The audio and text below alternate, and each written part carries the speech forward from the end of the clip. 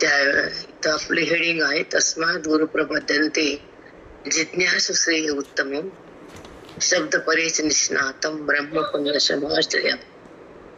अशा हा आपला विषय चालू आहे की आज विषय ना. हो माऊली, चौपाई चौपाई पर्यंत आलो माऊली. आपण चौपाई खालची तिथपर्यंत आलो. चौपाई सद्गुरु कहे. हो माऊली. सद्गुरु कहे स्वरूप जान, सद्गुरु कहे स्वस्वरूप जान, एटले तारू जन्म टलेश एक प्रमाण, एटले तारू जन्म टलेश एक प्रमाण, तारा जन्म मरणो कागळ फाटे, तारा जन्म मरणो कागळ, जन्मपत्रिका फाटून जाईल तुमची, त्याला म्हणतात कागळ फाटे. तारा तुझी जन्म मरण कागळ फाटे, तुझी जी पत्रिका जन्म मृत्यू रूप ती पत्रिका फाटून जाईल. सद्गुरु वचने विश्वास रोख ए माटे, सद्गुरु वचने विश्वास रोख ए माटे.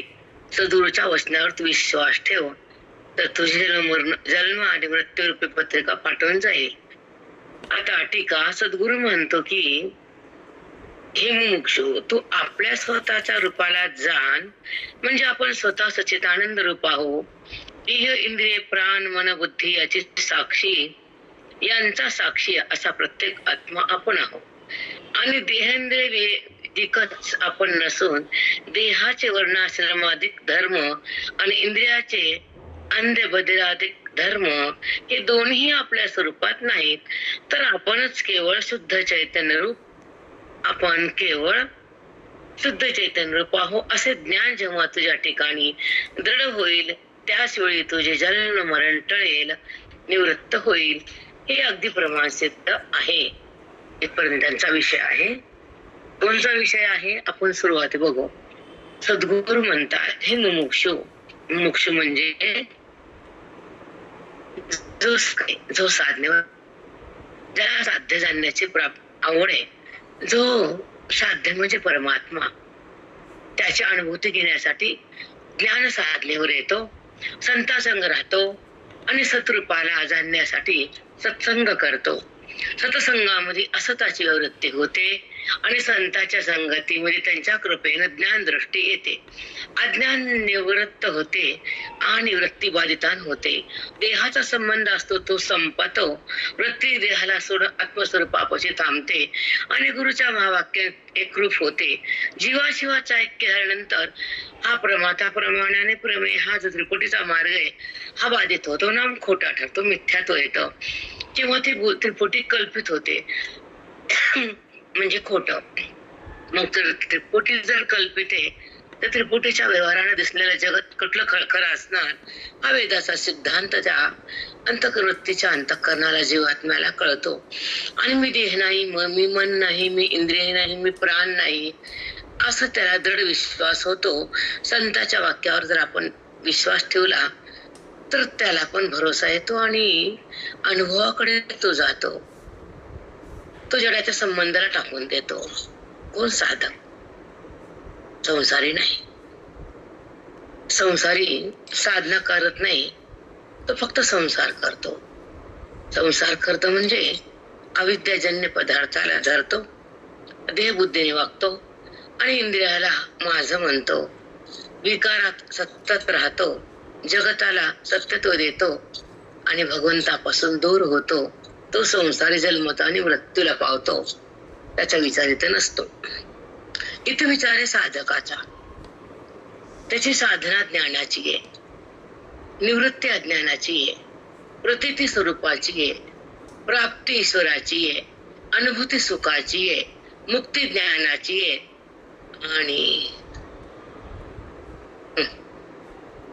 आणि काय मुक्ती बोधाची आहे. त्याला बोधातून मुक्ती प्राप्त करायची आहे, जी की आतापर्यंत कोणत्याही जन्मात त्याला प्राप्त नव्हती. म्हणून सद्गुरु म्हणतात की तू आपल्या स्वतःच्या स्वरूपाला जाण. असं का म्हणते सद्गुरु की तुझ्या स्वतःच्या स्वरूपाला जाण. कारण स्वरूपाला जाण म्हणजे आपण देहाला जाणतो, म्हणजे जडाला. स्वरूपाला जाणत नाही, आपण जाणतो जगताला. जगताला जाणणं, राहू दे मी लावते बा. स्वरूपाला जाणणं आणि देहाला जाणणं, त्या दोन गोष्टीचा विचार करा तुम्ही. दोन गोष्टीचा अवलंब करू आपण. विषय तोच आहे. त्यांना सांगितले तर या वेळेला अंडरलाईन करा. उद्यापासून तुम्ही पेन घेऊन बसत जा आणि जिथं कॉमा करा, अंडरलाईन करा, हे लक्षात घेत जा. आता ऐका, इथं सांगितले ही महत्वाचे बघा हे वाक्य. स्वतःच्या तू आपल्या, हे मुमुक्षु, तू आपल्या स्वतःच्या स्वरूपाला जाण. म्हणजे त्याने आतापर्यंत कशाला जाणलं होतं? देहाला आणि जगताला, सुख दुःखाला आणि कामक्रोधाला, विषयाला आणि इंद्रियाला, इतकं जाणलं होतं. पण भगवंताची जाणीव कधीच त्याला आली नव्हती. म्हणून आता सद्गुरु सांगतात की तुझ्या स्वतःच्या स्वरूपाला जाण. तू देहाला जाणलंस, बंध तयार झाला. पण जेव्हा ज्ञान तुला ऐकताना मिळतं, श्रवणाच्या माध्यमातून ज्ञानाचा बोध संत देतात, वेदांतातून त्याला जाग करतात, बुद्धीला जागृती येते आणि ती बुद्धी अज्ञानातून थोडीशी अलग व्हायला सुरुवात होती. ती श्रवणाची शक्ती आहे, बोधाची शक्ती. ही वेद बोधी शब्द अंतःकरणाच्या अज्ञानाला नष्ट करतात. त्या शब्दाला वेद बोधित म्हणतात. ते शब्द आत गेले आणि श्रवणाच्या माध्यमातून मन सावध झालं तर ते देहाला सोडायला तयार होतं आणि वृत्ती देहातून अलग होती ती विवेकानं. आणि विवेकाच्या साह्यानं ती आत्मा आणि अनात्माचा बोध घेऊन आत्मस्वरूपाकडे जाती आणि अनात्म्याला सोडून देती. ती विवेकाची शक्ती. मग तुझ्या स्वरूपाला जाणण्याला सुरुवात होती श्रवणातून विवेकाची उत्पत्ती. विवेकानंतर वैराग्याचं स्थान तयार होतं आणि वैराग्य तिथं स्थापन होतं. विवेकाचा जन्म आहे, वैराग्याची स्थापना आहे आणि मुक्तीची अनुभूती आहे, संसाराची निवृत्ती आहे, संताची संगती आहे, बोधाची संपत्ती आहे, परमात्म्याची प्रतीती आहे, देहभावाची निवृत्ती आहे.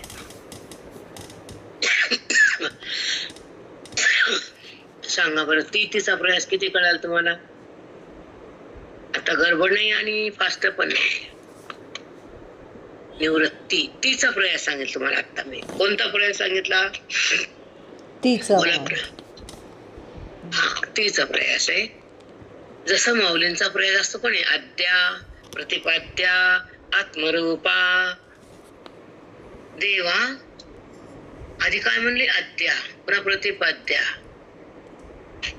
तो म्हणजे आचा प्रतिपाद्य म्हणजे काना.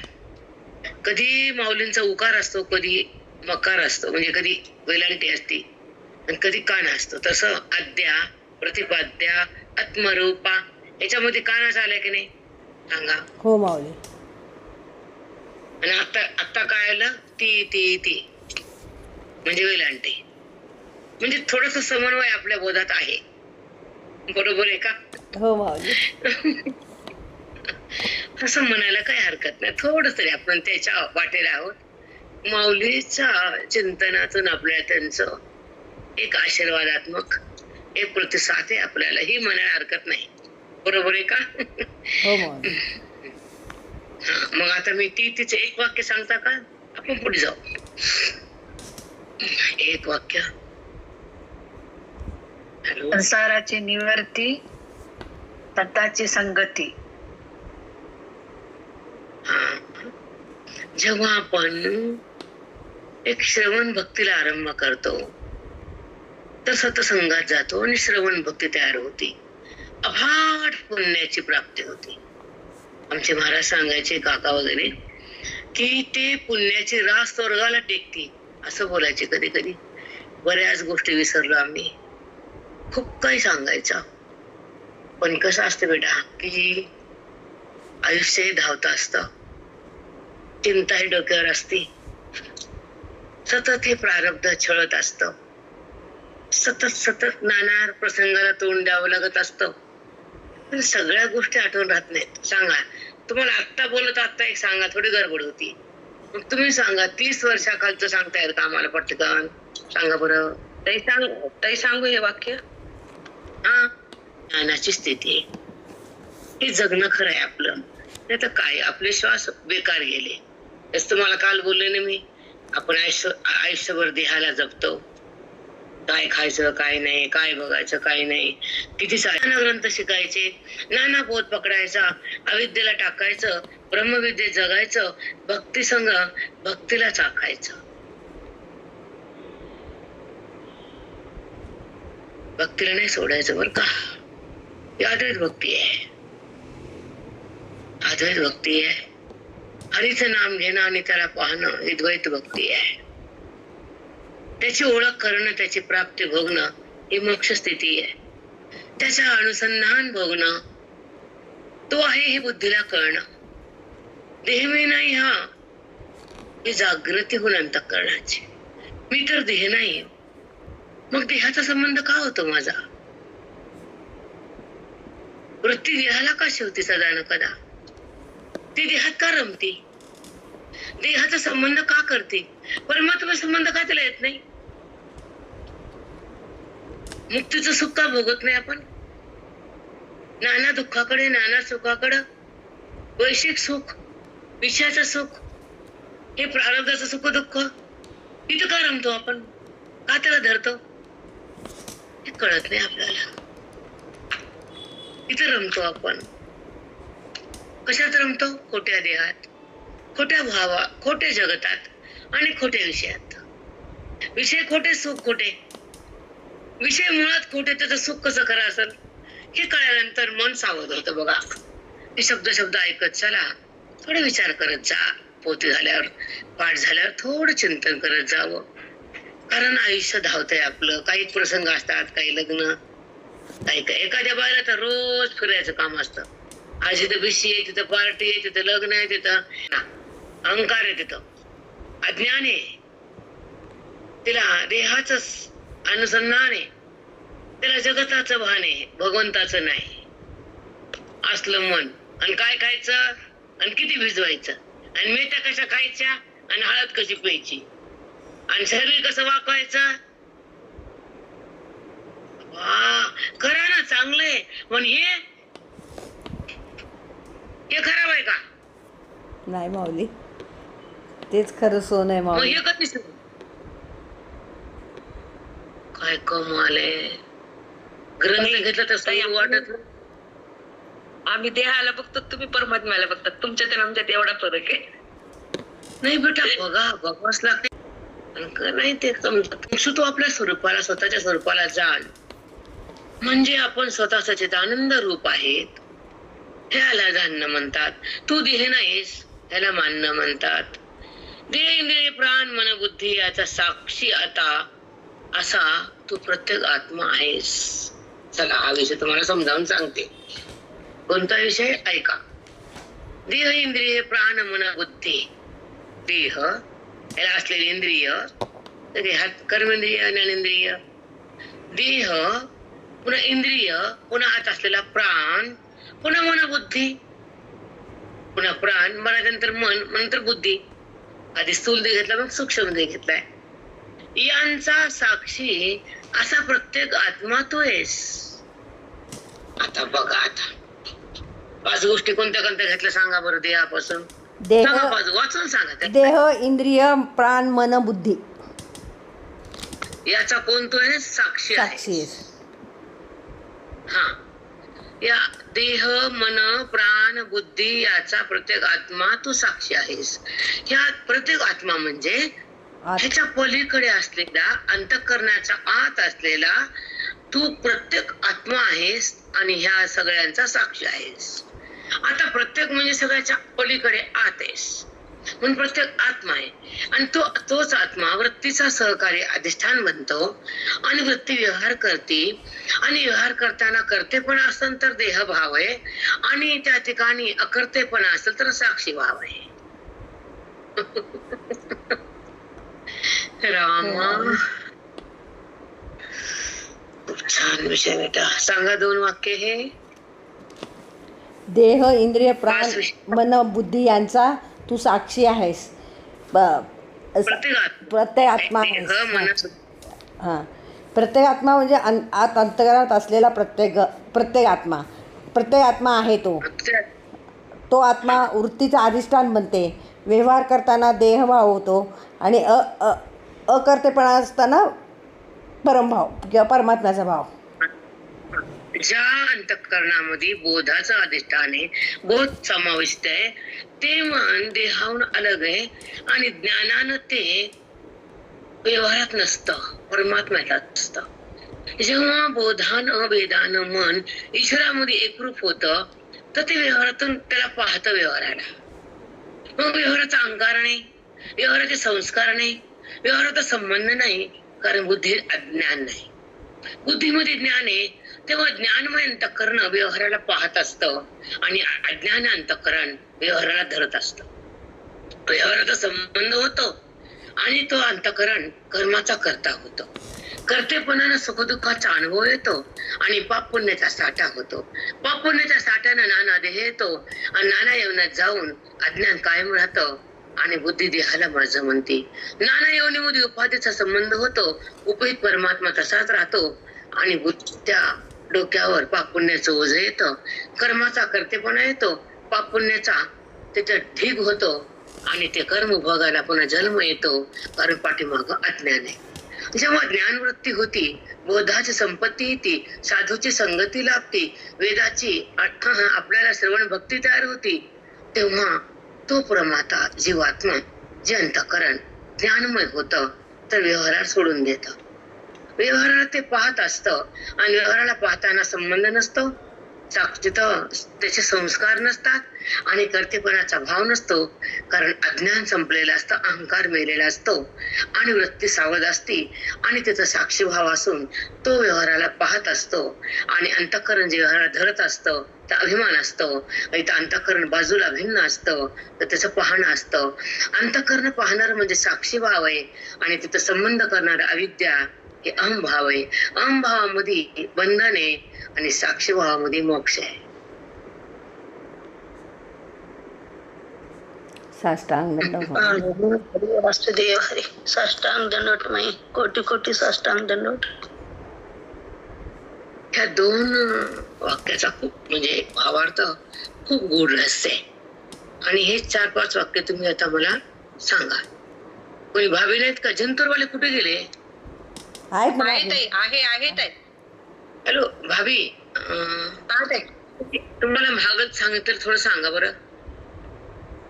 होत आहे. हो.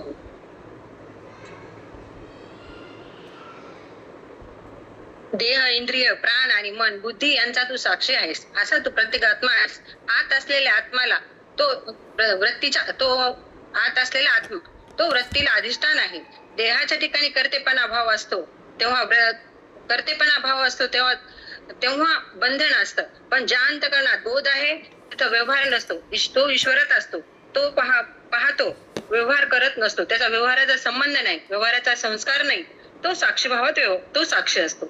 पण जो नाना योनीत उपाधीचा संबंध करतो, कर्माचा कर्तेपणा येतो, पाप पुण्याचा ढीग साचतो, तेव्हा तो देहात असतो, तो बंधनात असतो. पण जे अंतःकरण ज्ञानमय होतं ते व्यवहाराला पाहतो, ते साक्षी असतो. ते व्यवहार करून व्यवहारात नसतो, तो पाहणारा असतो. ते अंतःकरण साक्षीभावात असतं. अहमभावात बंधन आहे आणि साक्षीभावात मोक्ष आहे. साष्टांग दंडवत. हॅलो भाभी, थोडं फास्ट बोलताय तुम्ही.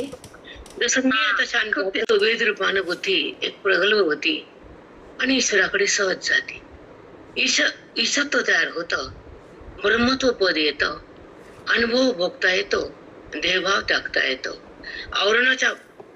आवरणाचा नाश होतो, परमात्मा प्रत्यक्ष होतो आणि जगताच्या प्रत्यक्षता जाती, तर वृत्ती स्वानुभूती घेती, ती परमानंदाची प्राप्ती आणि देहबुद्धीची निवृत्ती.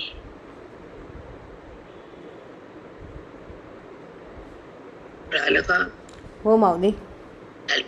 हो. हे शब्द जपून ठेवा. हो माऊली. का तुम्हाला येतात मला माहित नाही. असला अभ्यास पण मी करत नाही बेटा. पंचकर्म आता थोडस बाहेरून आले, जेवण केलं, कारण 7:30ला जेव्हा ते वजनामुळे थोडस नियम मी पण पाळायले आणि नंतर म्हटले तर डोळा लागला, बघितलं तर 7:30. आणि त्याचं फल म्हणजे मला शांतता झाली खूप. एक मी शांत झाले खूप. समाधान. एक ध्यास होता तो 18व्या अध्यायाचा, ते भगवंतानं मौलीनं पूर्ण केला आणि या ग्रंथाकडे यायचं होतं, ते पण इच्छा पूर्ण केली. कारण ही सगळ्यात अंतिम भक्ती आहे, परम भक्ती. ह्याच्या पुढे भक्तीच नाही. पण न जाणो जगताला का कळत नाही माहित नाही मला, नाही समजत ज्ञानाची किमया, वेदांताची जादू कळत नाही आजकालच्या पिढीला, म्हणजे पुढच्या या येणाऱ्या लोकांना कळत नाही की वेदांताचं महत्व काय आहे, विश्वाचं सत्यत्व काय आहे, देहभाव निवृत्ती म्हणजे काय, आत्मानुसंधान म्हणजे काय, परमात्म्याची प्राप्ती काय, देहबुद्धीची निवृत्ती काय, सतसंगाचं फल काय, असताची हे असत आहे कसत आहे, कोण सत आहे कोण असत आहे, सताकडे जायचं का असताला घ्यायचं, असताला सोडायचं का धरायचं, सतामध्ये रमायचं का सताला जाणायचं, सतरूप बनायचं का सताच्या मोदी बुद्धीने प्रवेश करायचा, काहीच कळत नाही आजकाल, काहीच नाही. वरवर कीर्तन झोडतात, भागवत झोडतात, पैसा कमवतात, त्याच्यावर धन्य समजतात, आणि आत्मचिंतनापुढे कीर्तन प्रवचन सगळं बहिरंग आहे, पाठ फक्त अंतरंग आहे. तिथपर्यंत यायलाही पूरक आहे आणि हे वर्म प्रगट करण्यासाठी तिथपर्यंत येण्याच्या पायऱ्यात या. आणि मंदिरात मूर्ती ती आहे, मग पायऱ्याला महत्व का मूर्तीला महत्व आहे सांगा ना. मूर्तीला माऊली इथे पायऱ्यात नाचायला तर कळतच नाही बाबा. जाऊ दे, आपण पुढे चलू. आपला विषय आहे की देहेंद्रिय प्राण आणि मन बुद्धी याचा साक्षी असा प्रत्येक आत्मा आहो, हे विषय आपला चालू होता. त्याच्यावर तुम्हाला मी खूप चर्चा करून सांगितली. महत्वाचाच विषय आहे तो. देह इंद्रिय प्राण मन बुद्धी याचा प्रत्येक आत्मा मी तू साक्षी आहेस. इंद्रिय आपण नसून देहाचे वर्णाश्रम धर्म देहेंद्रिय तू नाहीस, ठीक आहे. मग ते देहाला वर्म ब्राह्मण कोमटी क्षत्रिय शूद्र वैश्य आर्य कोण आहे ते पण मी नाही. देहाला असलेले वर्णाश्रम धर्म तुझे नाही, कारण तो देह नाही. जेव्हा तो देह नाही त्याचे धर्म पण गेले ना, बरोबर का सुख सांगा. हो माऊली, बरोबर आहे. तू देह नाहीस, देहाचा प्राण नाहीस, मन नाही, बुद्धी नाही, इंद्रिय नाही. याचा प्रत्येक आत्मा तो, याच्या आत असलेला प्रत्येक आत्मा पलीकडे, प्रत्येक म्हणजे आत, त्याला सोडून आत असलेला भगवंत तू आहेस. आणि त्याचा तू ह्या सगळ्यांचा सगळ्या साक्षी आहेस, बाकीचा तू साक्षी आहेस. असं मग हात वर करून सांगतात वेद संत रूपानं. संतच वेद आणि संत दोन नाहीच, त्यांनाच वेद सांगायला बाहेर यावं लागतं. भगवंताला संत फार प्रिय आहेत, फार प्रिय आहेत. एक दोन ते सध्या तर वारीच पाहते मी. तर जसं माऊली पांडुरंगाला सांगावं, तू काय चाललं माझं बघतो, तुला कळतंय ना, तू सर्वज्ञस ना, अंतर्यामीस ना, तू आताही बसलायस आणि चौकडी आहेस, विठेवर उभा आहेस. मग तुला सांगते, कशाला सांगू, सांगायची पण वेळ येऊ नये. लेकराचं दुःख मायला माहित असतं. न सांगता कळो येईल अंतर, न सांगता कळो येईल अंतर. सांगावंच लागत नसतं आपल्या प्रेमळ माणसाचं. मग मी तुझा आहे तर तुला माझं माहितीच आहे, मग काय करायचं बघ. म्हणजे आत मध्ये येणाऱ्या अडचणीत बंद कर, हृदयातले क्लेश समाप्त कर, अविद्या भस्म कर, आणि तुझा माझा ऐक्याचा जो स्पर्श आहे तो अनुभवायला दे मला. देहाचा अनुभव कशाला मला विठ्ठला, तू सर्वंतर्यामी आहेस, तू व्यापकच, तू एकच, तू ब्रह्म आहेस, तू चित आहे, तू सत आहे, तू जगत आहेस, तू जीव आहे, तू शिव आहे, तू पदार्थ आहे, तू चर आहे, तू आचार आहे. मग मला भिन्न का ठेवलंस? सगळं तर तू आहे, तर जीव कुठे, कुठे देह, कुठे मन आहे? मग मला का वाटतं मी मन आहे, मी देह आहे, माझा देह आहे, मला कोणीतरी बोललं मला ते लागलं. अंतकरण का शब्दाला धरते, अंतकरण का विकारात राहते, अंतकरण देहाला का झुकते आणि अंतकरण जगताला का बघते. तू जर जवळ आहेस तर जग तर बाहेर आहे, मग तू जवळ आहेस तर अंतकरणाच्या आत आहेस, तू प्रत्येक आहेस आणि ती आत्मा आहेस आणि तो हरी आहे, तो विठेवर आहे. मग जर तुझं रूप हे सावळं सुंदर समोर आहे आणि आत संबंध आहे तर ह्याच्याहून आलं करू नको ना विठ्ठला. हीच माझी वारी आहे, हाच माझा विठ्ठल आहे, बोध माझा विठ्ठल आहे, ज्ञान माझा विठ्ठल आहे, आनंद माझा विठ्ठल आहे, स्पर्श माझा विठ्ठल आहे, सगळं काय विठ्ठल आहे. तर मला देहभाव ठेवू नको ना, तुझ्या जवळ घे ना, तुझं आत्मरूप मला कळू दे ना. तू जर माझ्या आत आहेस तर माझी वृत्ती देहावर का. सांग ना विठ्ठला, बोल ना मला. तुझं जर माझं तुझं जर अंतर नाही तर मला अंतर का भासते. मी तुला दूर करून का पाहते रे. तू दूर नाहीस, भिन्न नाहीस, अभिन्न आहेस. तर अभिन्नाचा स्वाद घेऊ दे ना, अभिन्नपणाचा बोध दे ना. मी अभिन्न आहे, तू आहे, सोबत आहे कळू दे ना. पाहणं त्रिपुटच आहे आणि जाणीव ही तुझी आहे, कळणं हे बोध आहे आणि मिळणं हा मोक्ष आहे. अनुभव हा तुझाच आहे, बंध हा ज्ञानाचा आहे. हे तू संपवलायस, तूच ज्ञान देतोस, वेद रूपानं तूच श्वासातून येतोस, संत रूपानं समोर उभा टाकतोस, ग्रंथ रूपानं शब्दात येतोस, वेद रूपानं हृदयात जातोस आणि अज्ञानानं समाप्त करून विठ्ठल विठ्ठल होतोस. पण माफ कर विठ्ठला, श्वास संपायच्या आधी जवळ घे, आयुष्य संपायच्या आधी तुझा बोध घेऊ दे, प्राण स्पंदन थांबायच्या आधी तुझं माझं ऐक्य होऊ दे, संसार माझा विसरू दे आणि आत्मभाव प्रगटू दे.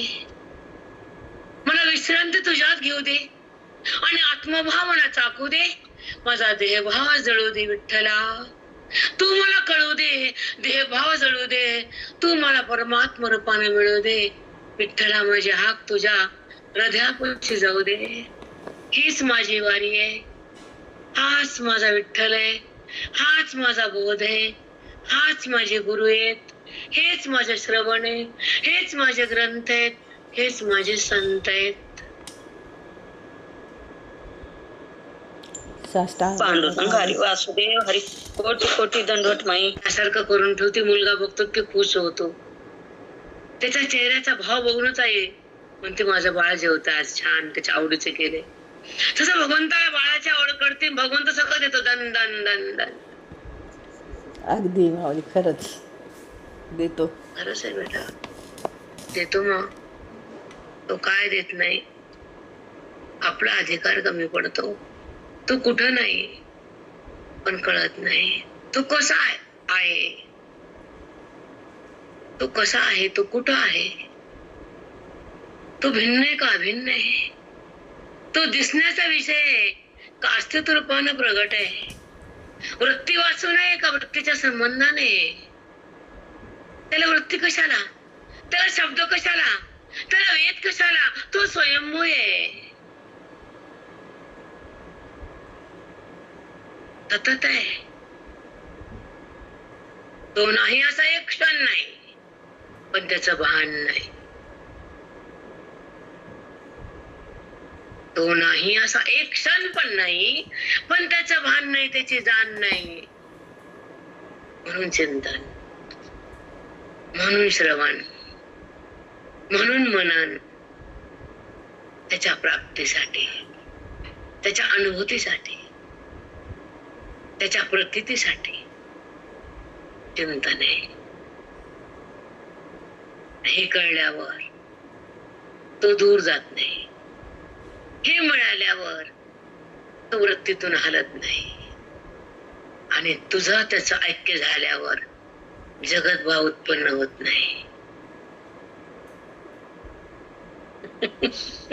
खूप सुंदर माऊली. राम गोविंदा कृष्णा. असं ऐकत बसा वाटतं माऊली, तुम्ही सांगता ते. खरंच ती फिरायली पाठ नव्हता तर प्राण माझा बाहेर येतो काय की वाटलं, बाहेर नसतो ते आतून बाहेर येतो काय की वाटलं. खूप बेचैन झालं. बहिणीकडे पाठ नव्हता. मंगलकडे पाठ झाला 2 दिवस. बहिणीकडे माझ्या बहिणीकडे झालं नाही. खूप पुण्य लागतं पाठ व्हायला. अफाट पुण्य लागतं घरात पाठ व्हायला. लागतं की नाही? चला बोला. हो माऊली. हो ताई हो. पण उदास मन होतं. पाठ नाही, पाठ नाही, पाठ नाही. तगमग होता. त्यांचे घर बघून बोलावं लागते. ते वातावरण, त्यांचे काम रखडलेले, घाणेरडे. तिथं पाठ काय मांडावा आपला? त्यांचं दुकान बघावं लागते. आपलं दुकान काय कोण मांडू देते? अवघड आहे. पण लई बेचैन झालं. तिथं पाठ झालं नाही मला. त्यालाकडे झालं. पण पाठ बोलणं म्हणजे आमच्या हातानं पाप घडणे. ते तुम्हाला कळत नाही. ते कळत आहे तर तुमचं पाप असतं. आम्हाला काही नाही. आम्हाला ना देणं ना घेणं. चला आता आपण पुढे जाऊ.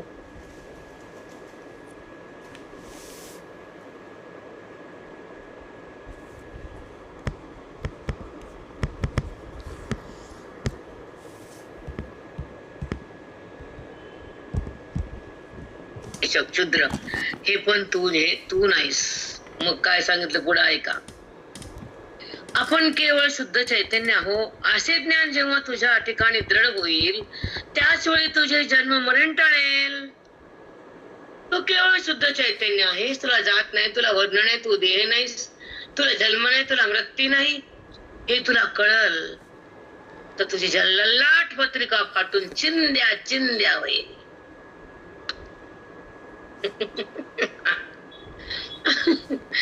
किती मस्त आहे सांगा. किती शब्द छान, ऐकायला लई मस्त येत. पुढचं काय होईल तर होईल. पण सुरुवात तर झाली ना बाबा. जमिनीत बी टाकलंय. कधी तर कधी भरून येईल, पकनच येतील, घरात राशी येतील पोत्याच्या. पण पेरणी तर केली ना. हो माऊली.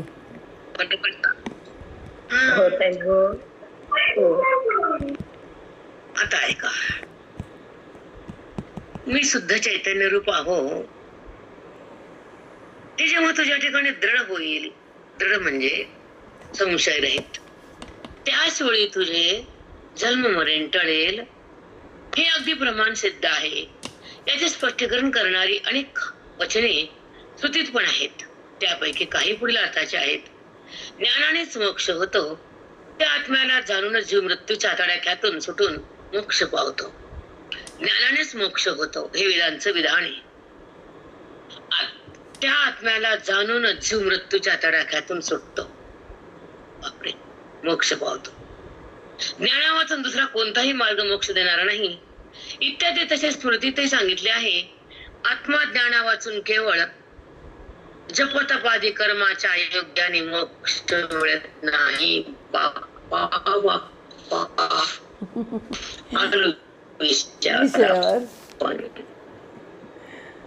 आत्मज्ञाना वाचून केवळ कर्माधिकाच्या योगाने मोक्ष मिळत. पादिकाच्या योगाने कर्माने मोक्ष मिळत नाही. केवळ ज्ञानानेच मोक्ष मिळतो. हे वाक्य 2 बोला. हे सोपं आहे. आता आत्मज्ञाना वाचून केवळ जपतप कर्माधिकाच्या योगाने मोक्ष मिळत नाही. केवळ ज्ञानानेच मोक्ष मिळतो. मला एवढं पळायचं का नाही पळा, एवढं पळायला का म्हणून मी जरा फास्ट गेले की हे करतात. माऊली आम्ही फास्ट गेलो तर तुम्हाला कळतं. हळू सांगू का माऊली? कसं शांत बोलत का फास्ट बोललात? फास्ट बोलले. बघा आता आत्मज्ञान. आपण शब्द जर काढले समोर तर शब्द हो माऊली. पुरा आत्मज्ञाना वाचून केवळ जपतप कर्माधिकांच्या योगाने मोक्ष मिळत नाही. केवळ ज्ञानानेच मोक्ष मिळतो. मग आता आपण कर्म करतो का ज्ञानाकडे असतो?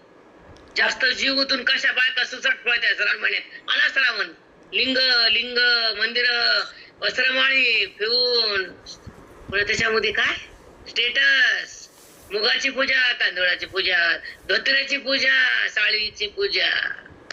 हे काय ज्ञान आहे का? नाही माऊली, खरंच. काय म्हणले? जप तपादी कर्माने मोक्ष हो. जप नाही, तप नाही, तीर्थ नाही, यात्रा नाही, कर्म नाही, ह्यानं मोक्ष मिळत नाही. मग काय होतं? अंतःकरणाची शुद्धता होती, वृत्तीची पवित्रता. अंतःकरण पवित्र आणि शुद्ध, वृत्तीची स्थिरता, इतकंच होते. आणि बाया मरुस्तर कर्म, कापस वाती, अगं माय माय माय, गुडघ्याच्या वाती, मुंडक्याच्या वाती, तोंडाच्या वाती, जिबीच्या वाती कर. एकदा जिबीला मोजून जिबीच्या बी कर, जरा कमी वाणी बडबड बोलन. वाती काय कर्म. त्या धोंड्यात बघितलं ग माय बायका कशा पागल चालते. धोंडी 6 महिन्यापासून तयारी, तिथं आणायचं, ते द्यायचं, तिला ते द्यायचं, तिला ते द्यायचं, तुला ते द्यायचं, आणि मोक्ष ना का ज्ञान पिन कुछ नाही. अवघड रे बाबा. काय सांगितलं? जप तपादी कर्माच्या साह्याने